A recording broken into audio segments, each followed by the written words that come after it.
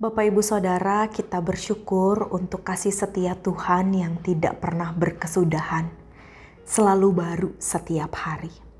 Oleh karena itu, mari kita mengucap syukur untuk setiap hal yang Tuhan berikan kepada kita, serta mari kita juga menyiapkan hati kita untuk bersama-sama mendengarkan firman Tuhan. Mari kita berdoa.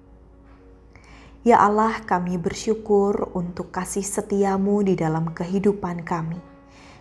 Terima kasih untuk hal-hal yang indah, pengalaman-pengalaman kehidupan yang baik yang boleh kami rasakan.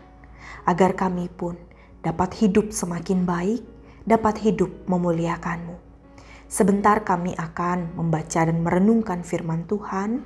Kiranya Engkau yang memampukan setiap kami untuk mengerti, bahkan melakukan apa yang Engkau kehendaki di dalam kehidupan kami hari lepas hari.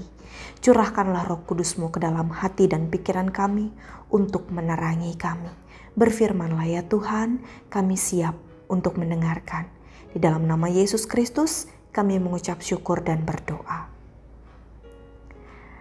Bapak Ibu Saudara, pembacaan Alkitab kita pada hari ini diambil dari Injil Matius pasal 7 ayat 1 sampai 5, dilanjutkan ayat 12 sampai 14. Injil Matius pasal 7 ayat 1 sampai 5, dilanjutkan ayat 12 sampai 14. Demikian.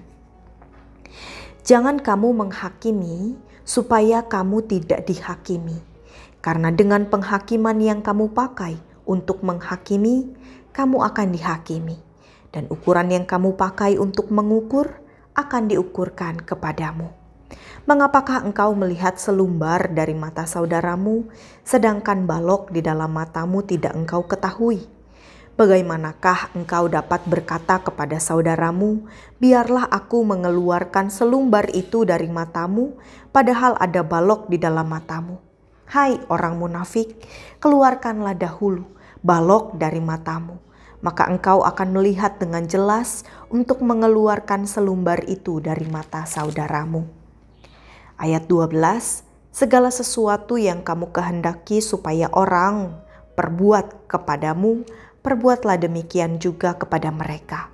Itulah isi seluruh hukum Taurat dan kitab para nabi.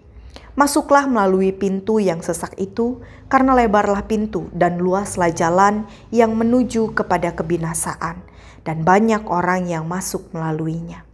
Karena sesaklah pintu dan sempitlah jalan yang menuju kepada kehidupan, dan sedikit orang yang mendapatinya.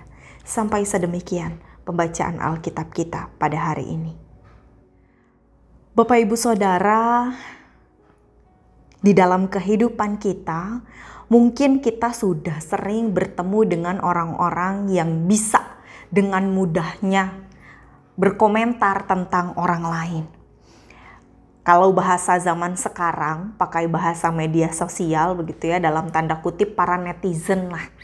Para netizen itu orang-orang yang siap sedia maju ke garda terdepan, menjadi orang yang mengomentari setiap tingkah laku, setiap tindakan, setiap pemikiran, setiap tulisan, bahkan gambar gitu ya.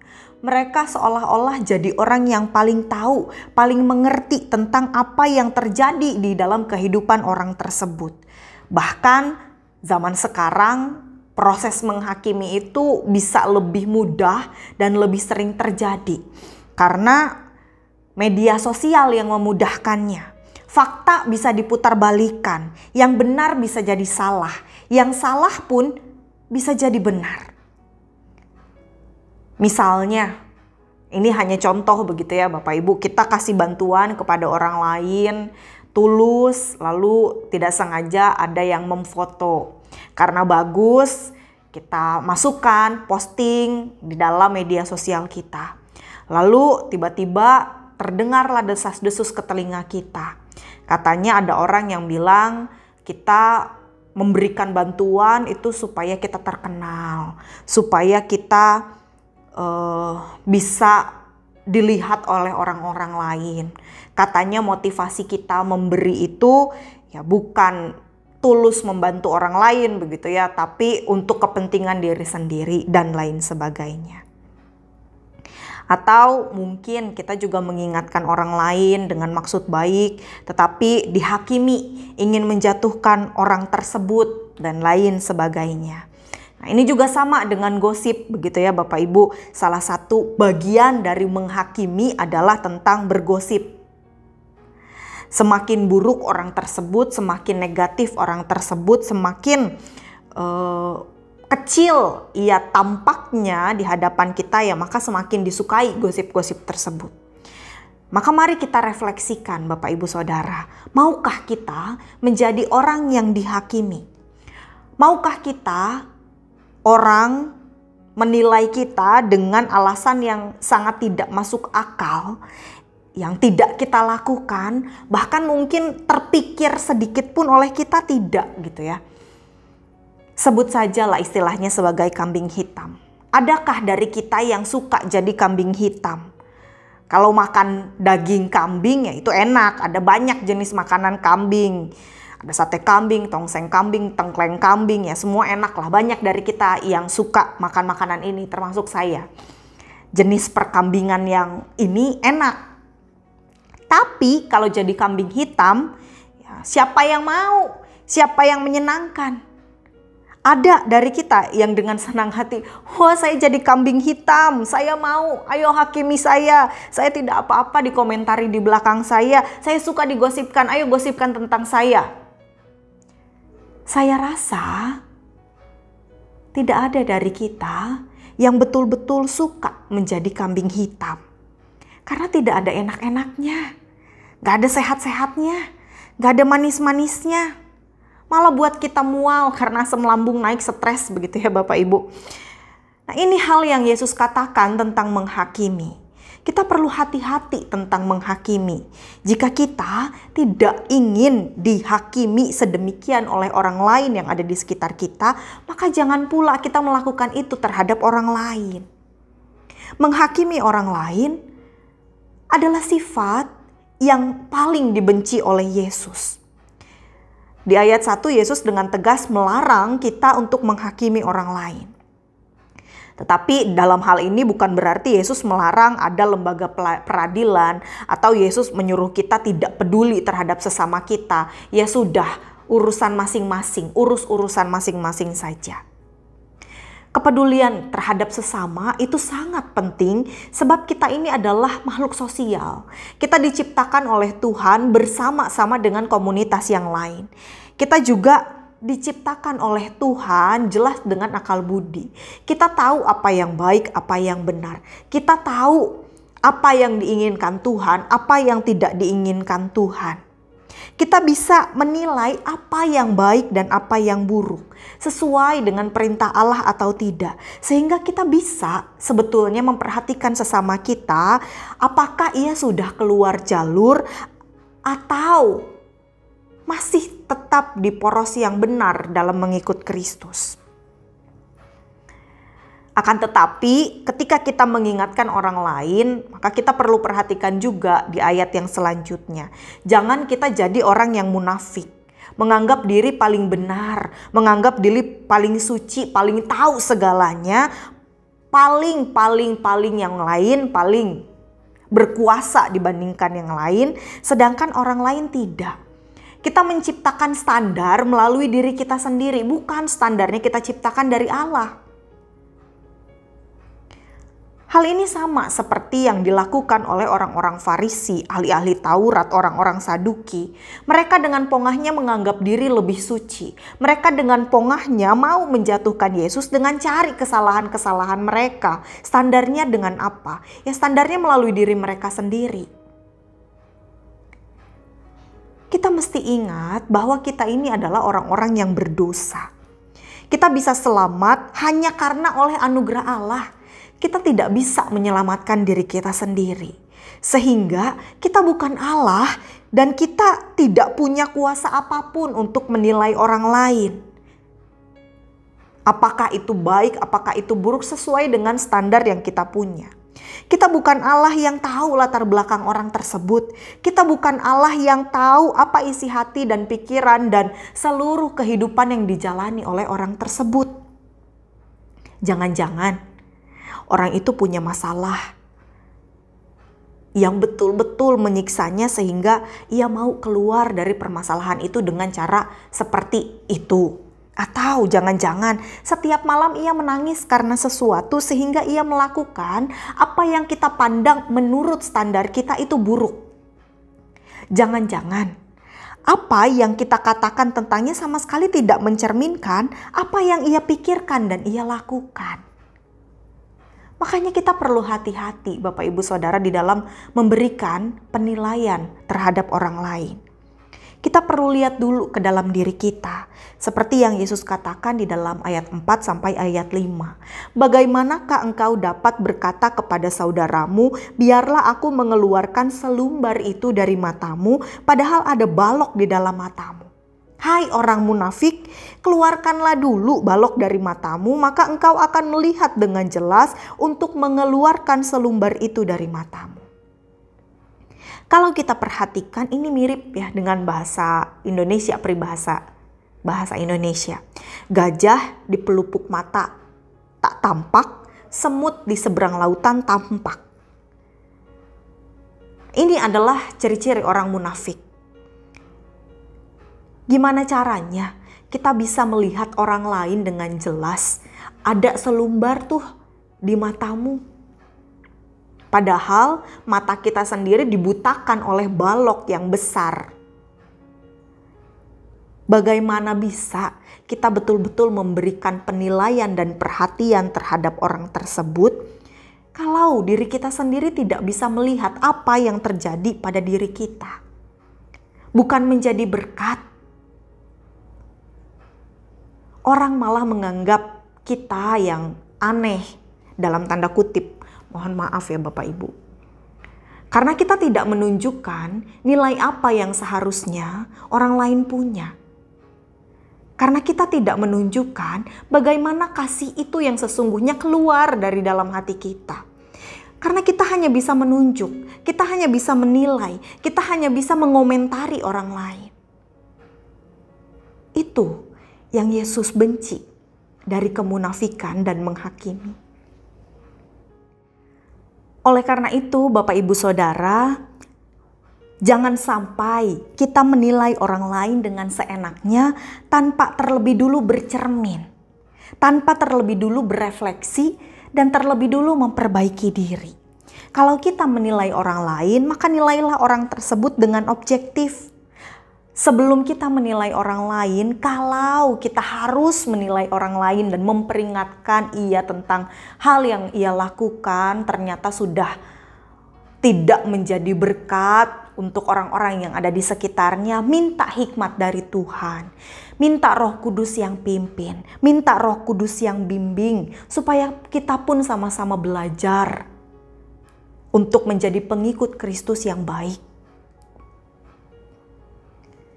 Kita pun perlu rendah hati dan melakukan penilaian itu dengan kasih.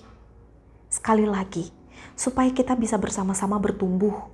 Bukan berarti kita yang paling benar, bukan berarti kita yang paling baik, tidak. Kita mau bertumbuh bersama-sama dengan orang tersebut. Kita mau supaya kasih Kristus terpancar melalui kehidupan kita semua. Bapak Ibu Saudara, menghakimi orang lain itu mudah. Menilai orang lain negatif itu mudah. Tetapi bukan ini yang Yesus ingin murid-muridnya lakukan. Seperti yang dikatakannya di dalam ayat 13, ketika kita sedang menghakimi orang lain dan menilai orang lain dengan seenaknya, maka kita sedang masuk ke pintu yang lebar, yang mudah dilalui. Tetapi ketika kita sampai di ujungnya, kita akan sampai kepada kebinasaan. Berusaha rendah hati dan mengasihi orang lain membutuhkan hati yang sungguh-sungguh, membutuhkan proses yang lama. Bukan saja tidak mudah, tetapi membutuhkan kelapangan hati yang betul-betul lebar dan lapang. Apalagi untuk orang yang sudah menyakiti kita. Tetapi justru ini yang Yesus mau dan yang Yesus katakan di ayat 14 untuk kita para murid-muridnya lakukan. Sesak pintunya, sulit masuknya, tetapi justru ini yang membawa kita kepada kehidupan yang kekal. Karena kehidupan yang Allah inginkan adalah kehidupan yang penuh dengan belas kasih. Kehidupan yang saling mengasihi satu dengan yang lain, saling mengerti satu dengan yang lain, saling mengingatkan, saling bertumbuh di dalam iman, sampai ketika Yesus datang kedua kalinya, bukan untuk saling menghakimi.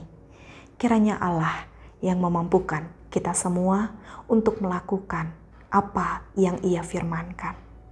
Tuhan Yesus memberkati. Amin.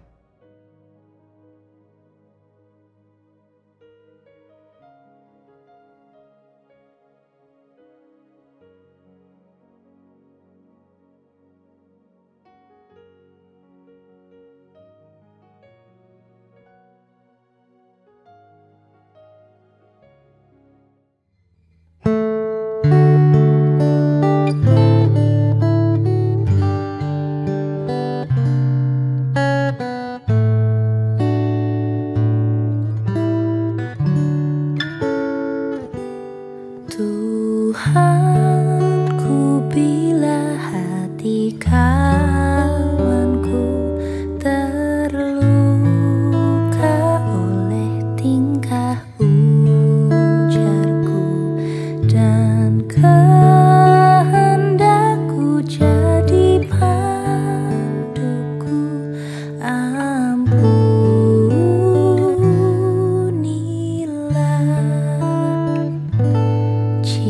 jikalau tuturku tak semena dan aku tolak orang berkesah, pikiran dan tuturku bercela,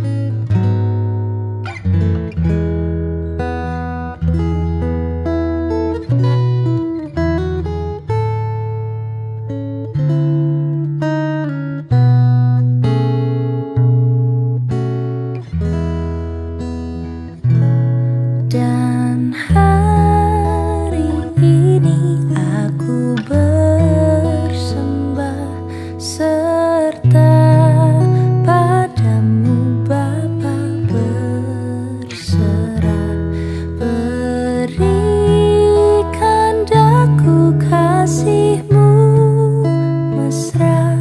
Amin, amin.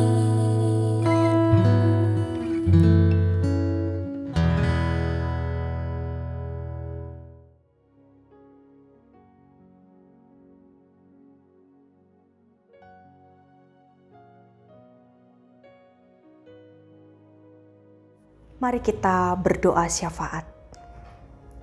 Allah Bapa, terima kasih untuk firman yang boleh kami dengarkan. Ajarlah kami untuk saling mengasihi satu dengan yang lain.